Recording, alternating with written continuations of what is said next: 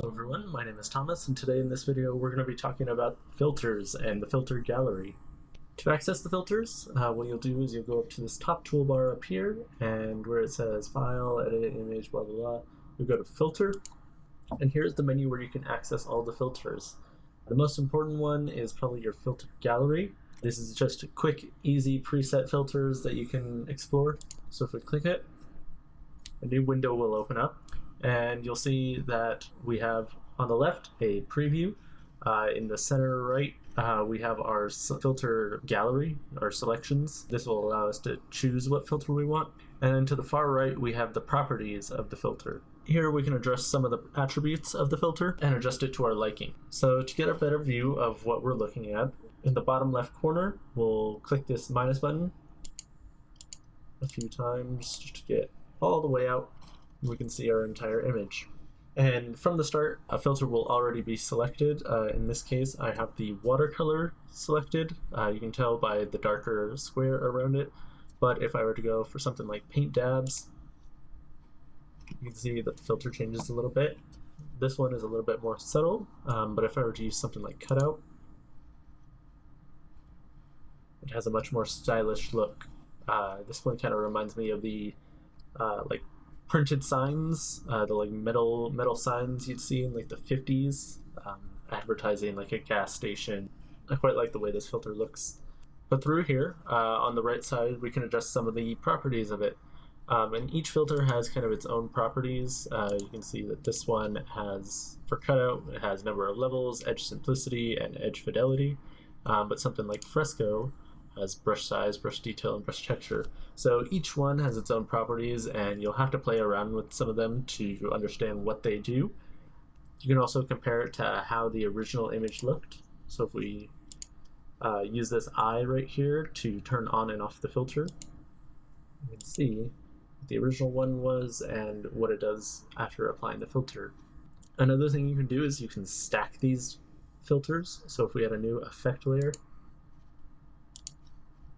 which right now it just copied the cutout one again with the same properties and with these very interesting shapes. But if, say, I wanted a colored pencil look to it and maybe moved it to the top,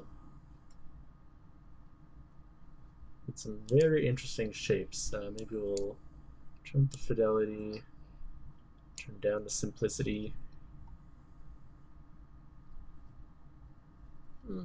Not as nice, but it's something. And you can mess around with these. There's probably a better combination. It's a more kind of like oil paint, or yeah, kind of like oil paint, maybe even watercolor. Maybe not watercolor, but it's a really cool system, and there are plenty of filters to choose from. If we open up all these folders, sketch, stylize, texture, you have all these presets to choose from, and each of them has their own properties. Growing up, glowing edges was a really fun one to use, just because it was such a wild. I should get rid of the cutout. It gave such a wild and unique look that I always thought it was just the coolest thing. Now, it has its place, but I don't typically use it that much. But if you want just something that looks really wacky and really, really interesting, glowing edges is a really fun one to use. Turn up the brightness. Get that neon look. We also have some traditional media filters, so something like charcoal. It's as if we were making it with charcoal. So we can brightness up. I'm gonna like darken it out so we get some more of that detail. I don't know. There's a lot you can do. Distortion, you can make it look like it's look through something. So like this is looking through a weird glass. I don't really know. Make it look like it was printed on the ocean. You can mess around with the size, magnitude. Feel like you want a really small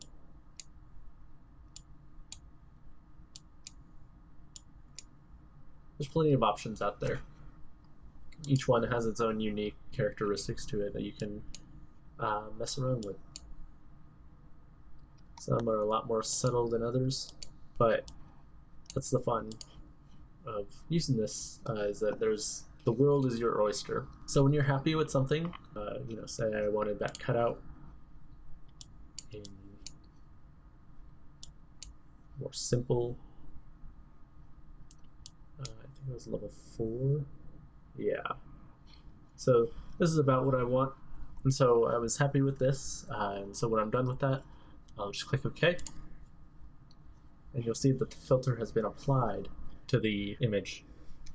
If, say, you wanted a more non-destructive way to modify the image, what you could do is, if I get rid of this, is to convert it to a smart image, or sorry, a smart object. And we'll go over what smart objects are in a extra knowledge video, but for simplicity's sake, we'll just convert to a smart object. And you'll know it's a smart object by this little like folder looking icon in the bottom right. It kind of robs your view of the actual image itself, but in this case we can just go to filter gallery, and if I were to use the same one again, now we have a different system for using the filters. Now it didn't just immediately apply the filter to the image, rather it created sort of a drop down, I guess you could say, that allows you to toggle on and off the filter. And the cool thing about this is that if you select this, you can actually mask it out. So if I were to use the brush to use and clicked on this image, I can bring back that detail. Say I wanted the background to be the normal background, but the car to be this cool stylized version, I can do that.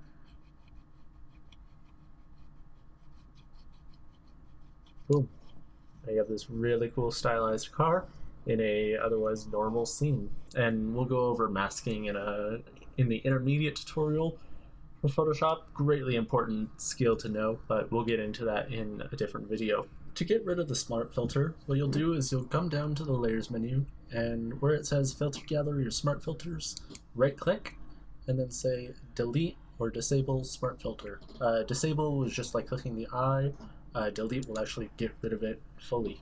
To return a layer back to its normal editable self, what you'll do is you'll right click on the layer and go to rasterize layer, and you'll see that the smart object logo is removed from there. We'll explore some of the other filter options. Down here is where you'll see a lot of other types of filters that are not found in the filter gallery. These are less stylized and more mathematical, I would say. For instance, blur.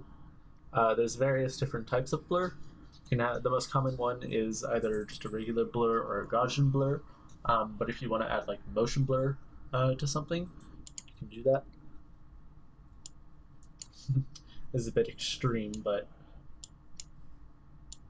if we want to give that look like the camera or everything in the picture is in motion, we can adjust that. We can adjust the distance with this slider. Then we can adjust the angle of motion with this knob. And these filters are nice because you can actually see what you're doing within the scene. So we'll get rid of that. Some of the other options, a common one that you'll see is the render tab, and here you'll find some very useful types of filters. These are different from normal filters in the sense that they don't edit the image, rather they create. So we'll actually create a new layer for this to demonstrate. So if we go into filter and render, we render clouds, we'll see that this layer was filled with this essentially noise. I guess it's different from noise, but the general idea is that it creates this random generation of clouds, quote unquote. And these are used for, a lot of times you'll see these used to modify. What they'll do is you'll use one of these layer styles, or layer properties, I should say, And you can see they interact with the layers below them differently. And so what you'll see a lot is, if we go back, you'll have something selected, whatever you want selected. Let's say we wanted the VW logo selected. And, say we wanted to replace this VW logo with clouds. What we can do is, if we have a selection made, we can go to Filter, Render Clouds. And you'll see that it only generates clouds in this little section. We can then, make these. We can change the layer style, make it really funky.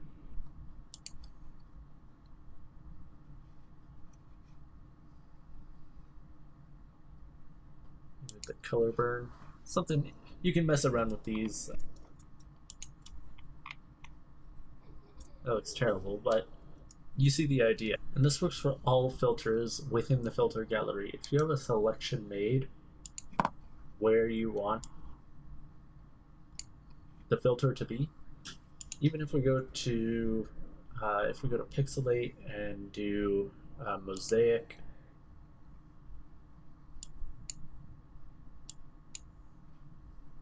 you actually need to have something selected. You need to be on a layer where there's actually material.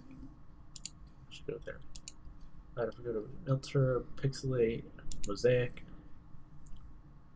let's see, we can actually change what it looks like. So this looks like a sensor actually, which is funny. But if we went to the filter gallery, so in this section we have about here, actually this is actually the selection.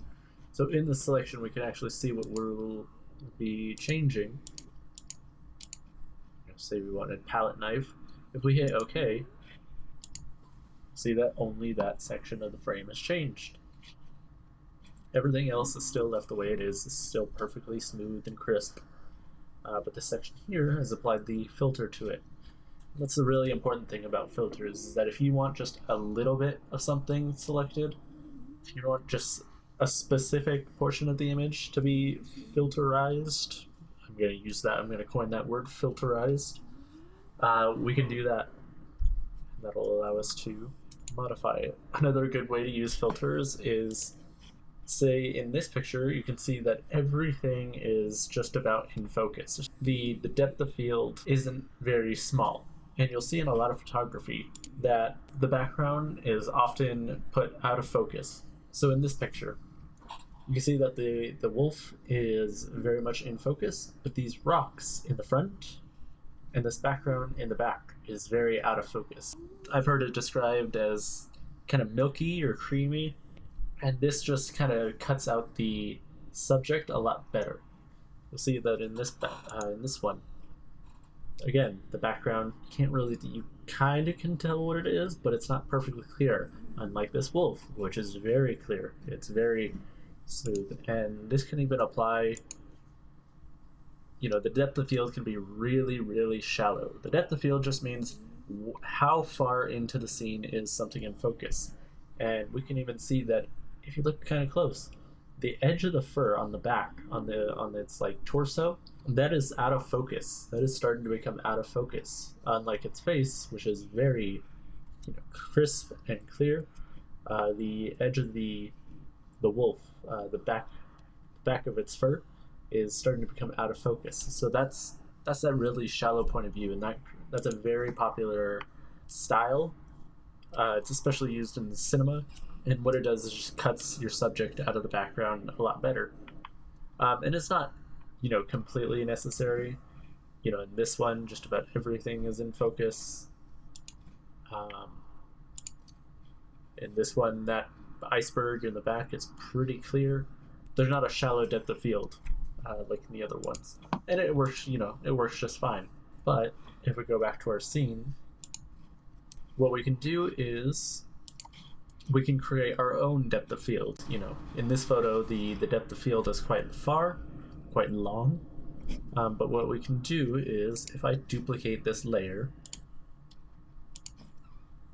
we'll call it beetle copy. What we'll be doing is creating a blurred image and a crisp image, and what we'll do is we'll cut out the beetle from the blurred image and put the crisp in focus beetle. So what I'm going to do is on this top layer on beetle copy, I'm going to start selecting it. Okay, so I've got the beetle just about all selected. It's a very rough selection. You can see that even I missed some parts, but that's all right. I'll just fix those. So I've got this beetle more or less selected, and so what we're going to do is we're going to create a mask of it, and this is going to be our clean cut. So what this is doing is if we take away the background, this is just giving us our beetle as it is. We're basically cutting the beetle out of the background.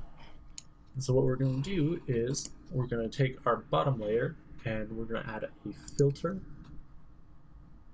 and we're going to blur out the background. And we use a Gaussian blur for this. I figured about 10 pixels. 10 pixels will do about 10-ish. So as you can see, they did a pretty good job of separating our subject, the beetle, from the background, but it still doesn't look quite right. And that's because with a depth of view, it essentially wraps around the camera like a circle. So there is a plane, a vertical plane that, think of it like an imaginary line, this circle that goes around. I'll draw it. This tiny circle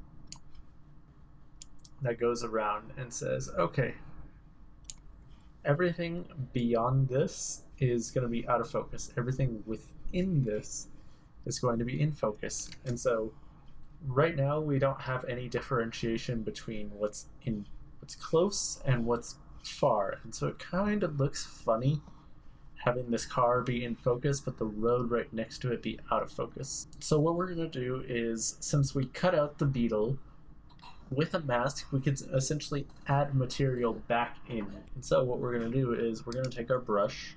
I have a soft brush selected, and we're going to make it quite large, about 500 pixels. That was a massive jump. And we're just going to go over, remember, there's that line. If I use the brush, there's that line.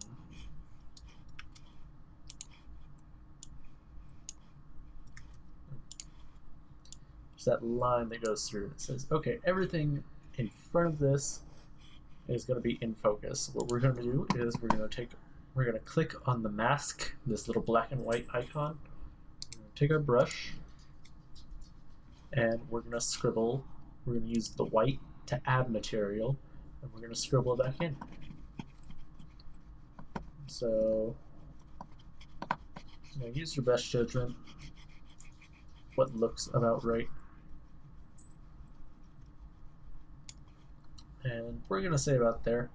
We can actually get rid of, I should get rid of that line. Do this all over again. But about there looks about good. And because we used a soft brush, there's a smooth transition from in focus to out of focus. It's not just like a hard line that says, okay, this is, here is in focus, there is out of focus. It's a little bit smoother of a transition, and the bigger brush you use, the smoother that transition is. But typically with depth of field, it is quite a steep change. It depends on the camera and the aperture and the some of the settings, but for the most part, a smooth, just any kind of transition will work just fine. We have a much better depth of field. It looks a lot more realistic, how we imagine. It's nice in focus subject. Everything around it makes sense, and we have a nice creamy background to look to. We could even adjust this if we wanted to make this more noisy. Or sorry, not more noisy, more blurry. Make it a Gaussian blur, and we can re-blur it again. It's not as nice in my opinion. I personally like this, but that is an option. And that'll do it for this tutorial, and this concludes our beginner series for Photoshop. In the next video, we'll begin our intermediate courses, where we talk about some of the more advanced features, or I say more advanced, the intermediate features, stuff that you'll get to know along the way. So I'll see you in the next video. Have a good one.